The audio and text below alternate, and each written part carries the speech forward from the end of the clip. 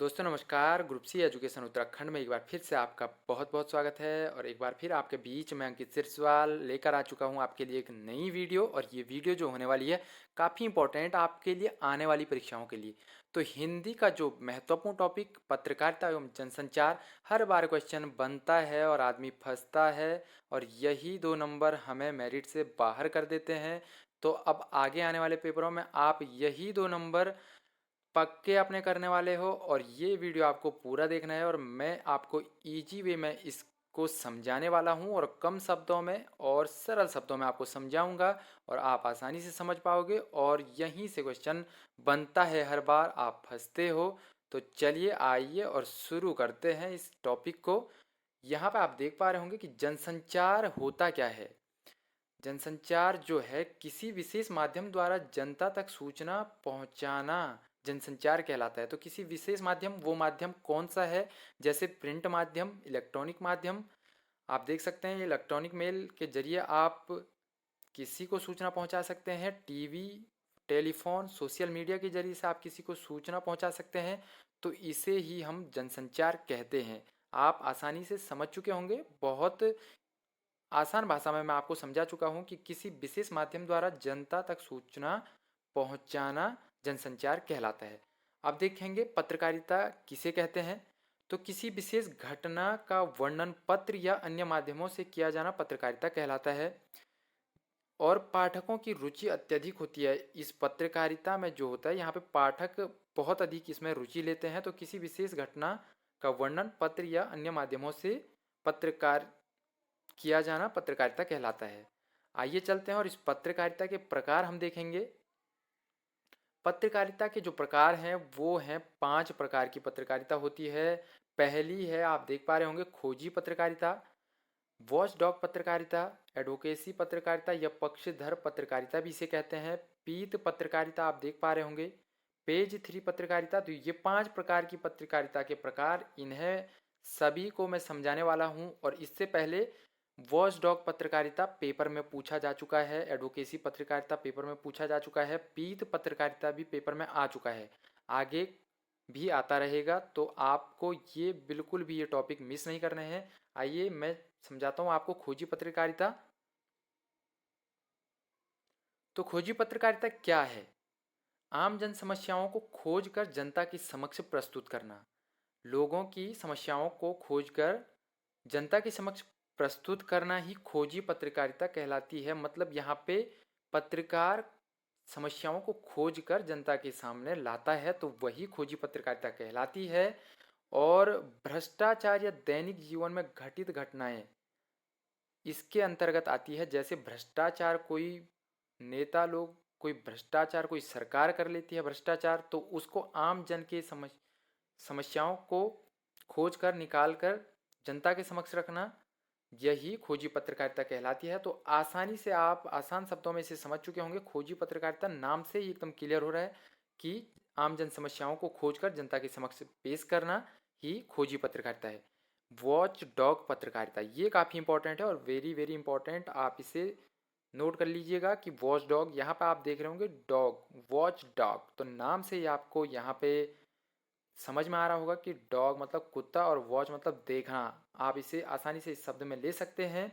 सरकार के कामकाज पर नज़र रखकर उनके कार्यों पर रिपोर्ट तैयार करना। तो सरकार के कामकाज पर नज़र रखकर उनके कार्यों पर रिपोर्ट तैयार करना ही वॉच डॉग पत्रकारिता कहलाती है। मतलब कुत्ते की तरह नज़र यहाँ पे बनाए रखना है सरकार के कार्यों पर, तो वही वॉच डॉग पत्रकारिता कहलाती है। जैसे यहाँ पे आप देख पा रहे होंगे, सरकार द्वारा लाई गई योजना का प्रतिबिंब तैयार करना। सरकार किसी योजना को लाई तो वो धरातल पर किस तरीके से उतर पाई, नहीं उतर पाई, कितना लाभ हुआ, कितनी हानि हुई, यहाँ पे इस पत्रकारिता के अंतर्गत आता है। तो वॉच डॉग पत्रकारिता इसी नाम से आप आसानी से इसे याद कर पाएंगे। अगली जो पत्रकारिता है, आप देख पा रहे होंगे, एडवोकेसी पत्रकारिता है, पक्षधर पत्रकारिता भी इसे कहते हैं। किसी एक विशेष मुद्दे पर जनमत संग्रह यहाँ पे लिया जाता है।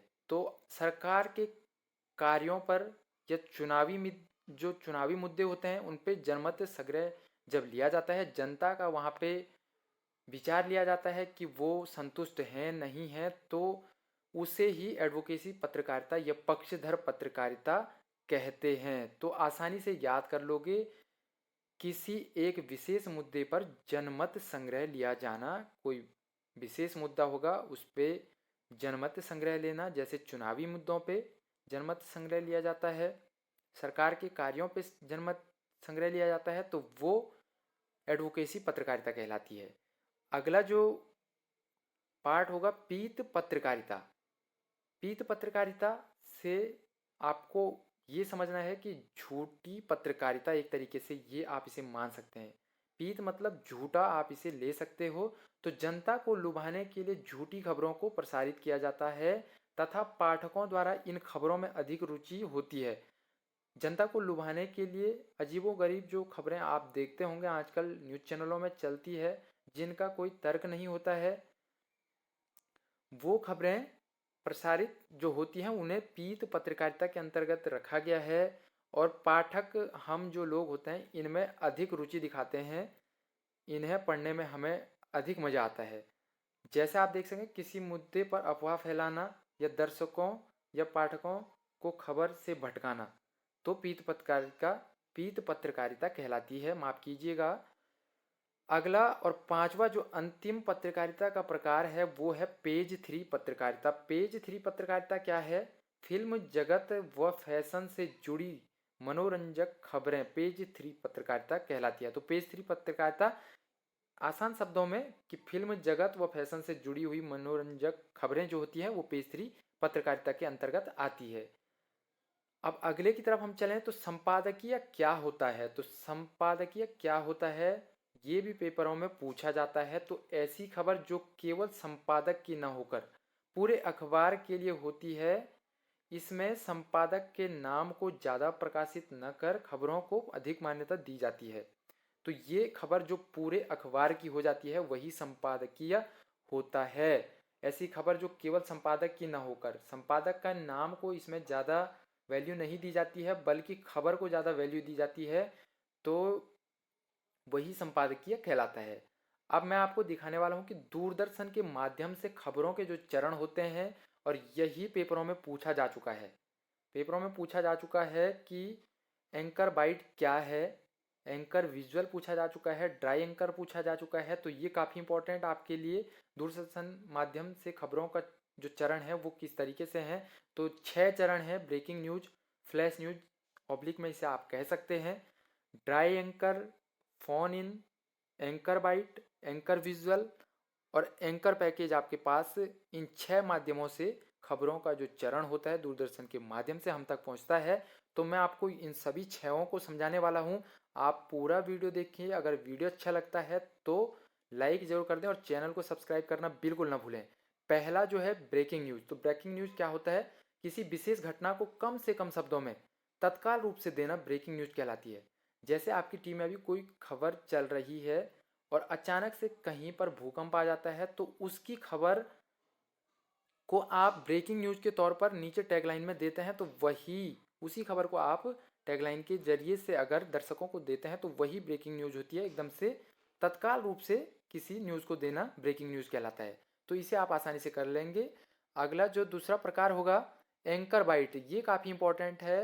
ड्राई एंकर आप देख पा रहे होंगे दूसरा जो काफ़ी महत्वपूर्ण है, ड्राई एंकर।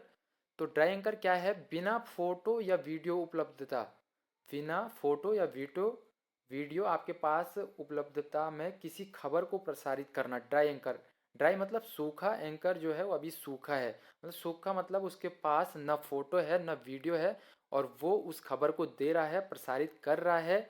या बिना सबूत के किसी खबर को प्रसारित करना ड्राई एंकर कहलाता है। उसके पास कोई विजुअल नहीं है, कोई ऑडियो नहीं है, कोई वीडियो नहीं है, वह बिना सबूत के किसी खबर को पेश कर रहा है, तो वही ड्राई एंकर कहलाता है। तीसरा हम देखेंगे फोन इन। तो फोन इन क्या होता है? किसी खबर की जानकारी जब रिपोर्टर फोन के माध्यम से देता है, रिपोर्टर फोन के माध्यम से एंकर को कोई खबर की जानकारी दे रहा है, तो वो फोन इन कहलाती है। या आप इसे ये भी कह सकते हैं कि एंकर को फोन के जरिए से कोई न्यूज प्राप्त हो जिसको वह प्रसारित कर रहा है। कोई फोन के जरिए से वह कहीं से न्यूज ले रहा है और उसे टीवी पर प्रसारित कर रहा है, तो ये फोन इन होता है। चौथा प्रकार जो होगा वो है एंकर बाइट। एंकर बाइट एक बार आ भी चुका है, तो ये काफ़ी इंपॉर्टेंट है, आप वेरी वेरी इंपॉर्टेंट की श्रेणी में से रखिएगा। एंकर बाइट क्या है? किसी खबर की पुष्टि करने के लिए वीडियो या इमेज के साथ प्रत्यक्षदर्शी द्वारा दी जाने वाली खबर एंकर बाइट कहलाती है। मतलब यहाँ पे पुष्टि हो चुकी है किसी खबर की, हमारे पास उसका ऑडियो और वीडियो इमेज के साथ साथ हम प्रत्यक्षदर्शी हमारे साथ है जिसने इस घटने की खबर हमें दी है, तो वही एंकर बाइट कहलाता है। तो हमारे पास वीडियो इमेज के साथ प्रत्यक्षदर्शी द्वारा दी जाने वाली खबर एंकर बाइट कहलाती है। पांचवा जो होगा एंकर विजुअल, आप देख पा रहे होंगे कि किसी विजुअल को दिखाकर जैसे ऑडियो वीडियो इमेज के प्रूफ के साथ खबर देना एंकर विजुअल कहलाता है। तो किसी विजुअल को दिखाकर जैसे ऑडियो आपके पास आ चुका है, वीडियो आ चुका है, इमेज आपके पास है, तो उस खबर को आप दिखा रहे हैं, तो वो एंकर विजुअल कहलाएगा। और अंतिम जो इसका प्रकार होगा एंकर पैकेज। तो एंकर पैकेज मतलब यहाँ पे पूरा पैकेज एंकर के पास है और वो खबर को प्रसारित कर रहा है। तो मतलब कि एक पैकेज के साथ मतलब वहाँ पे ऑडियो वीडियो साक्ष्यदर्शी, मतलब जैसे आप देखते होंगे कि न्यूज़ चैनलों पे जो डिबेट होती है वो एंकर पैकेज के तहत ही होती है। उसके पास वहाँ पे संपूर्ण तथ्य होते हैं और प्रूफ के साथ वह इस खबर को दिखाता है, तो यही एंकर पैकेज कहलाता है। तो आसानी से आप सभी दोस्त इसको समझ चुके होंगे। एक बार वीडियो 2-3 बार आप देखोगे इस वीडियो को तो आसानी से आप इसे कर पाओगे पेपरों में। तो ये आप के लिए काफ़ी इम्पोर्टेंट है।